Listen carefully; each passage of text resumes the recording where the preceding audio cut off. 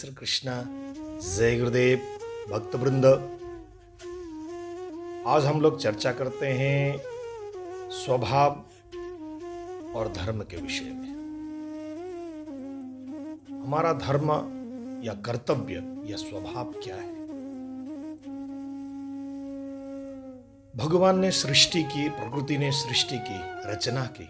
उस रचना में सबसे उत्तम रचना भगवान ने प्राणी को, मनुष्य को किया। मनुष्य भगवान की रचना में सबसे उत्तम रचना है, क्योंकि उसके पास बहुत विवेक है, बुद्धि विवेक है। ऐसे ऐसी रचना है भगवान की, आकार में बहुत बड़े।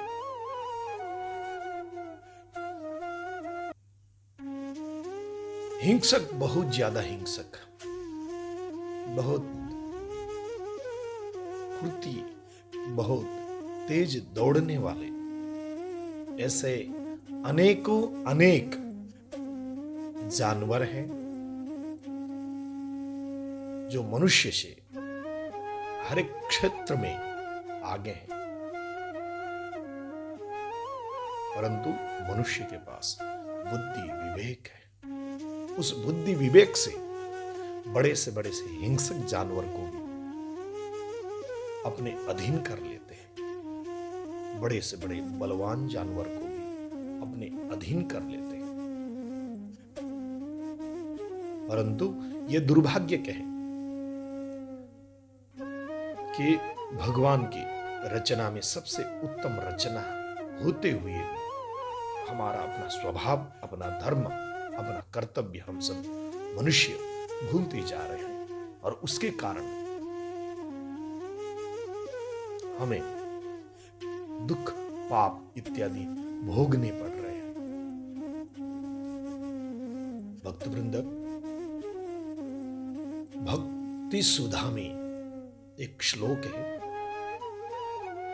कि परोपकाराय वहन्ति नद्याः, परोपकाराय फलन्ति वृक्षाः, परोपकाराय दुहन्ति गावः, परोपकारार्थमिदं शरीरम्।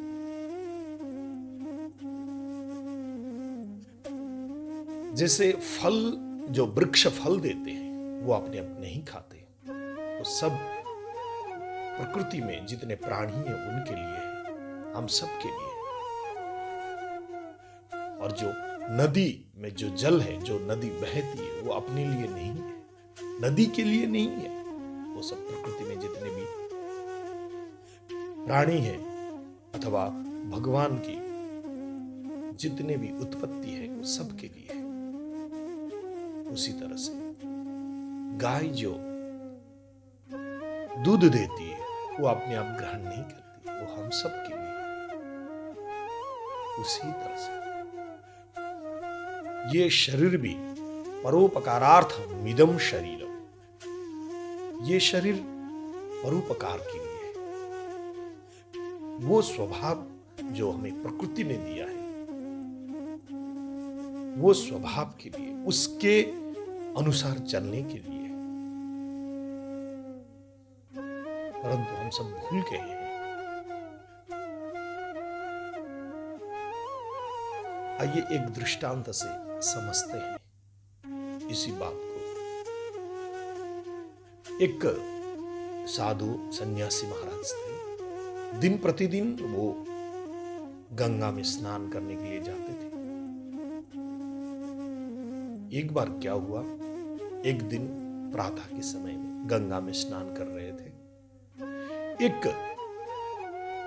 बिच्छू बहता हुआ जा रहा था नदी, गंगा नदी में। जैसे ही उस उस सन्यासी ने देखा कि एक प्राणी बहता हुआ जा रहा है, मेरा क्या कर्तव्य है? डूबते हुए को, बहते हुए को बचाना।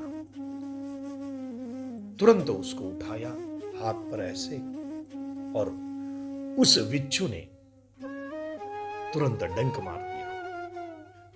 महाराज को पीड़ा हुई, उसको छोड़ दिया। फिर से उस बिच्छू बहने लगा, फिर से उठाया। ऐसे करते करते जितने बार साधु ने बिच्छू को उठाया नदी से ऊपर अपने हाथ पर, तुरंत वो बिच्छू डंक मार देता। इस ऐसे करते करते 10 से 15 बार में जैसे तैसे उस नदी से, गंगा जी से बाहर निकाल दिया और वो बिच्छू चला गया। उसके प्राण जो है बच गए। ये सब कृत्य एक व्यक्ति देख रहा था दूर खड़े होकर। उस व्यक्ति ने आकर महाराज जी से कहा कि आप देखने में तो साधु लग रहे हैं, विद्वान लग रहे हैं, परंतु आपने जो कृत्य किया वो मूर्खतापूर्ण था। महाराज ने कहा, सज्जन आप बताएं कैसे मूर्खतापूर्ण कार्य था। कहा वो बिच्छू है, उसका तो स्वभाव डंक मारना ही है। आप उसको बचाएं या उसको मारे, कैसे भी करें, वो डंक मारता है। आप उसको क्यों बचा रहे थे? आपको कितना पीड़ा पहुंचाया उसने। उसको तो बहने देते, मर जाता, क्या फर्क पड़ता उससे। तब साधु ने कहा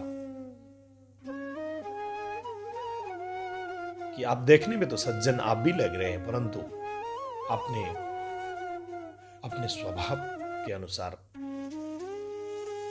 कार्य नहीं किया, अथवा कार्य न करने की, अपने मनुष्य का जो स्वभाव है उसके अनुसार कार्य न करने की सलाह दे। मनुष्य का कर्तव्य है डूबते हुए को बचाना।